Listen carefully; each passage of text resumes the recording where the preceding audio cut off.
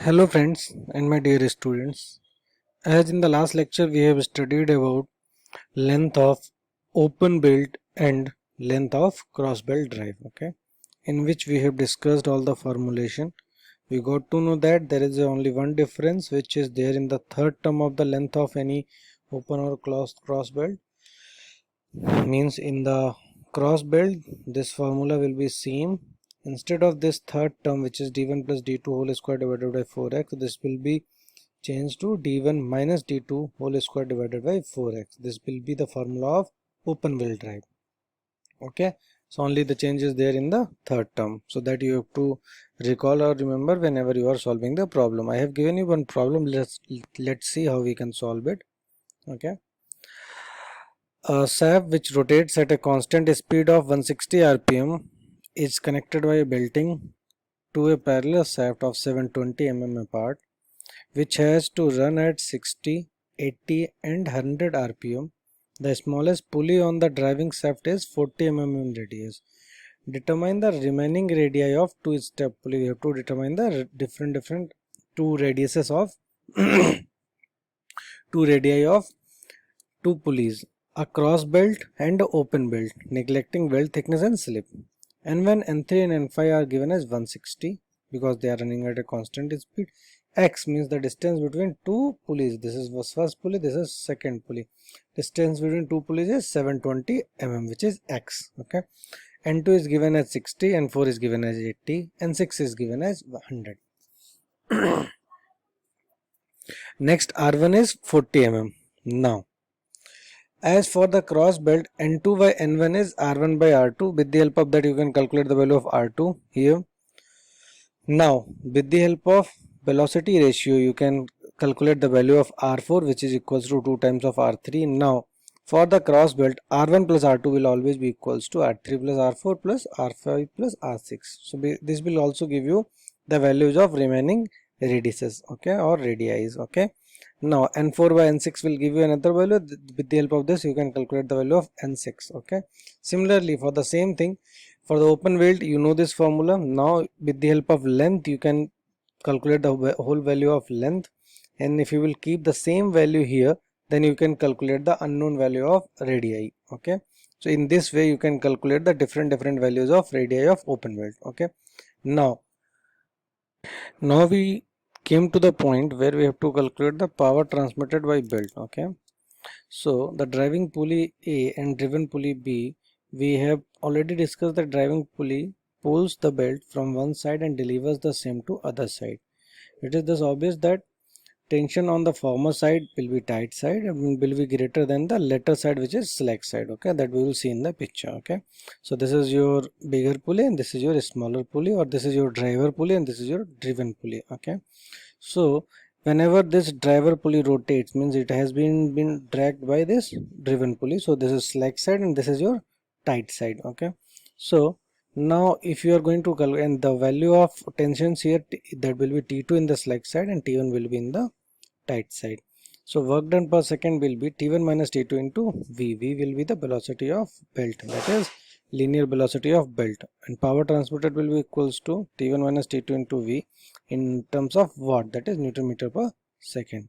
So the little consideration will show that the torque exerted on the driving pulley is T1 minus T2 into R1. This is in the driving pulley, and in the driven pulley, that is follower, that is T1 minus T2 into R2. Okay, so in this way you can calculate the values of power transmitted by a belt. Okay, now ratio of tensions for flat belt drive you can calculate with the help of these derivations. There are few assumptions or few consideration which you have to take care in your mind, which are: the belt PQ is in equilibrium under following forces: tension T in belt P. Okay, this is a tension T. Okay, and there is a T plus delta T in the belt at Q. So this is T plus delta T with the incremental addition or incremental difference between these two tensions. Normal reaction will be Rn, that is from the center. Frictional force will be equals to mu into Rn, where mu is the coefficient of friction between belt and pulley. Okay, so these are four forces acting on this, where T1 and T2 are the tensions in the tight side and slack side, and theta is the angle of contact and radian. This is your whole angle of contact in radian. This is T1 and T2. We have taken this incremental segmental diagram where you can see this is del theta by 2 in the half portion and del theta by 2 here. This is whole Rn. This is your force F or frictional force that will be equals to mu into Rn. This is T and this is T plus delta T. Now we have to draw the force equilibrium diagram. Now resolving all the forces horizontal and equating them, then you will get Rn will be equals to this, and similarly and remove this del theta term because this is very small. Del theta by 2 can be written as del theta by 2 in the equation. If you will resolve the forces in vertically, then you will get this equation, and with the help of these two equations you will at the end you will come to this point. T1 by T2 is equals to e to the power mu theta.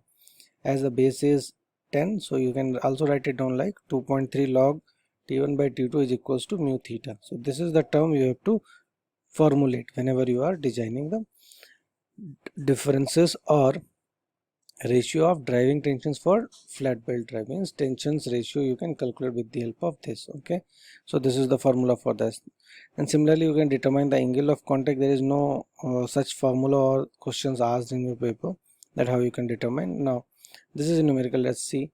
Find the power transmitted by belt over a pulley of 600 mm diameter at 200 rpm. The coefficient of friction between belt and pulley is 0.25. Angle of lap is 160. Angle of lap is nothing but angle of contact, which is your alpha or theta.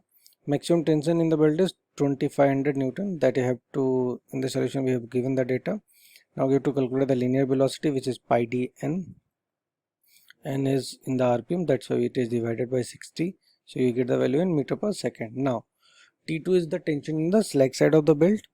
Now with the help of this formula you will get to know that 2.3 log T1 by T2 into mu theta. Mu is already given, which is 0.25 here. Okay, theta is already given, which is your 160 degree. You have to convert it into radian. Okay, that I have already converted here. Theta is 160 into pi by 180. You will get the value in radian of the angle.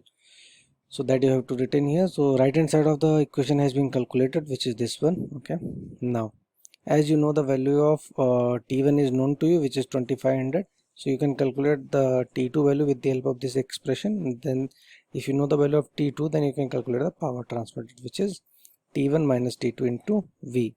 Okay, so this is the thing which you can calculate, or in this way you can solve your numerical asked in your university exam.